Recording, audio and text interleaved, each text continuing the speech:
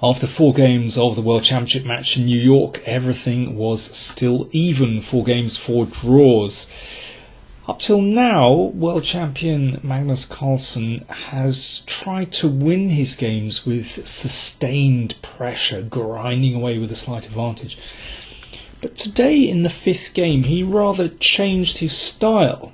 And for me, this was the first time that we saw some real opening preparation from him. So Carlsen with white, no quick endgame in this is going to come from this opening, and this is a very trendy Giocco piano Italian game, and Carlsen plays in a very fashionable way by advancing his queenside pawns at a very early stage. I mean, this kind of thing is very popular. I mean, indeed, Karjakin himself has played like this with white. Not exactly this position, but in a very similar style. He had success in the Olympiad, for example, beating David Navarra. So it's a very typical position. But yeah, I think this is the first time we're seeing proper opening preparation from Carlsen. Let me just flick through the next few moves. Now, Karjakin decided to resolve the situation in the centre by going for this. Of course, if the knight is taken, then black gets the piece back with d5.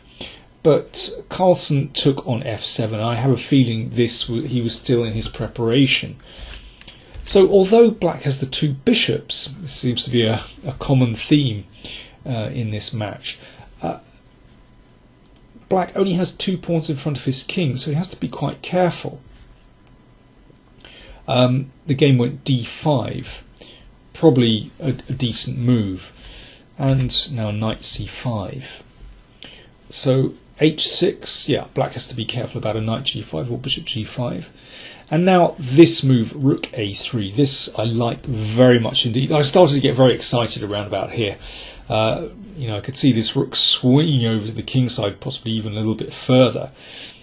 But it's not so clear, and in fact, Karjakin defended pretty well. Bishop f5, and now, well, I still thought rook e3 was a reasonable try, doubling on the e file, but it's not so bad for black. But Carlsen played knight e5 after 20-minute thought, and probably not such a great move. I suspect he'd overlooked something with queen h4. He might have forgotten that, he might have assumed that e6 was a good move here, but in fact this is possible. And then if knight takes, we've got bishop takes pawn and bishop takes rook, or if rook takes, then queen takes and queen f1 check. Well, this is fine for black. So maybe that's what he simply overlooked when he was thinking about knight e5. It's hard to say. Anyway, he played rook f3 and kind of rescued the situation. Here, Karjakin played a very safe move. This seems to be his style. He didn't risk anything. He could have played bishop g6. This is, if he wants to play something risky, really go for it. He could have played this, but this is very unclear. So this means that there's still a threat to take on b4, but Carlsen has an interesting pawn sacrifice here, bishop e3, and this is absolutely not clear. Let me just give you a little taste of what could possibly happen. So the knight threatens the queen comes back, take bishops. Now the rook is misplaced, the queen comes up. White certainly has compensation here, because if this pawn manages to advance, of course that's dangerous, and don't forget the f pawn coming as well. And in some positions, for example after bishop e6, the queen can swing across and blockade on these dark squares. So white certainly has compensation there, but if black wants to go all out for a win, then bishop g6 is probably the move. But instead of bishop g6, Karjakin decided to exchange bishop for knight. Now this is a very safe option, and having traded off the knight, he then blockades on the light squares. Now I'm going to skip ahead a few moves. That's move 21. I'm skipping ahead to move 37, and you can see that, well, pieces have shuffled a little bit. The king, Karjakin, has moved his king into safety on the queen side, but not too much has happened. Basically, black still has this very nice blockade on e6, so this pawn is going nowhere. Black's pieces are very harmoniously placed. White's king is pretty good, very safe, but frankly I didn't see how either side could possibly make progress in this position, and I thought after a little bit of shuffling that they would agree to a draw. But Karjakin was slightly short of time, and maybe this put the idea into Carlsen's head that perhaps this was the moment to make waves in the position. So 3 moves to go till the time control. Karjakin was, he had a few minutes left, but a little bit short of time. Carlsen played g4. Now, if black doesn't react here, then if white gets in f4 and trades a couple of pieces, then suddenly h6 could be vulnerable. The king might be a little bit too far away. The king can support the pawns. You could say that maybe white could have some advantage there. But I think this was a very careless move, because Karjakin reacted extremely well. He played h5. Now, of course, this means that f4 is no longer possible. So suddenly, the boot is on the other foot. Carlsen has to be careful. Played queen d2, hitting the g-pawn. The rook shuffled across to defend.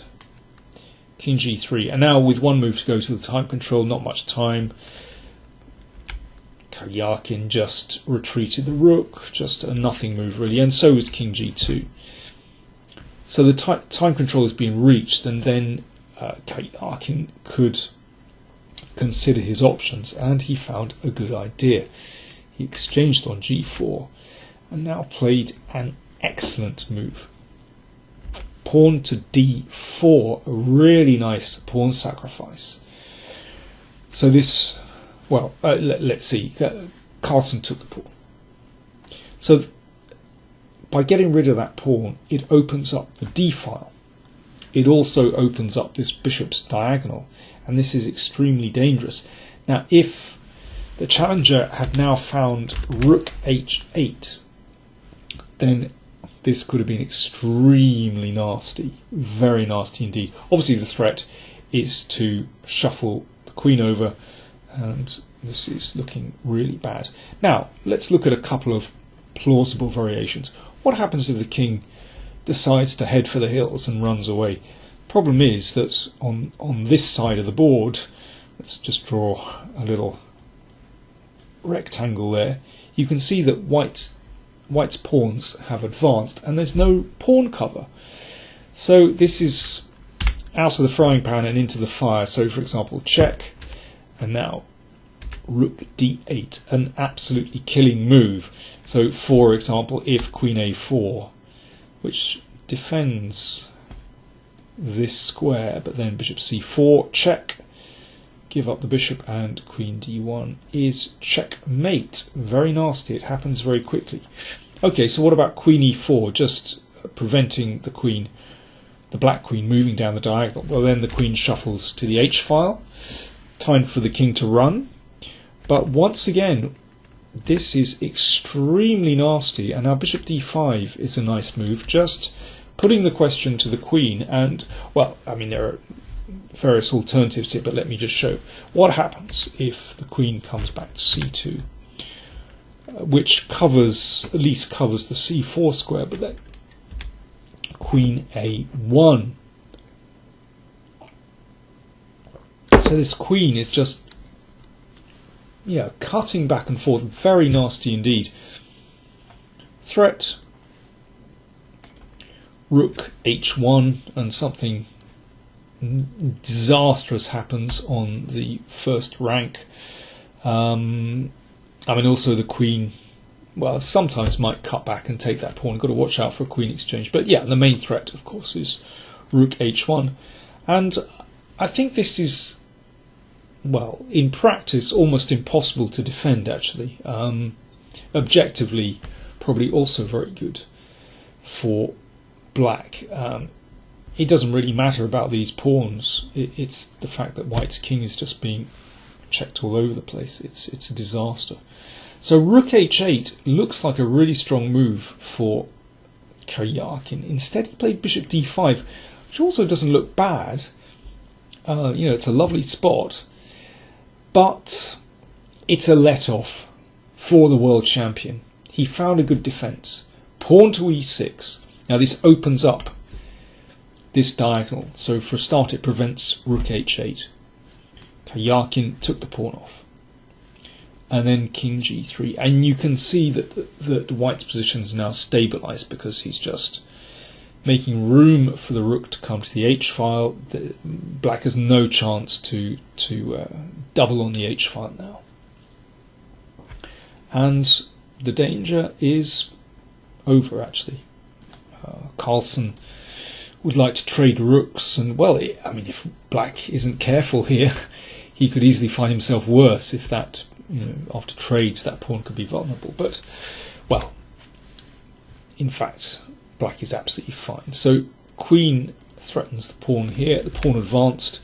It looks a little bit scary for white's king. In fact, well, black has to be a little bit careful now as well. His king is a little bit exposed.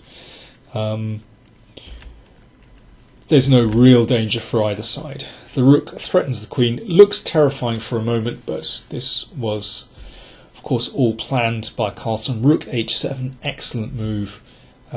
Just about a force move. Well, not quite force, but a good move anyway. So if queen takes rook, then queen takes rook. Check. White would be more than fine. So they exchange queens. Rook takes queen. Rook takes queen. And after rook e4, the players agree to a draw. Of course, this move forces a trade, and well, that pawn is not going to go through. White can probably get it to g7, but well, a blockade on the light squares, and that pawn is not going to go through. So the players agree to a draw here. Well, I found this game slightly strange. I think Carlsen showed poor judgment in playing g4, actually. Somehow he forgot that his opponent could play for a win, and well, Karjakin also forgot that he could play for a win at some moment. So there we go. I think the players are tired, actually. That's the impression I'm getting from this game. So after 5 games, it's still all level, 5 draws. Tomorrow, Friday, they play the 6th game. Do join me for the report of that one.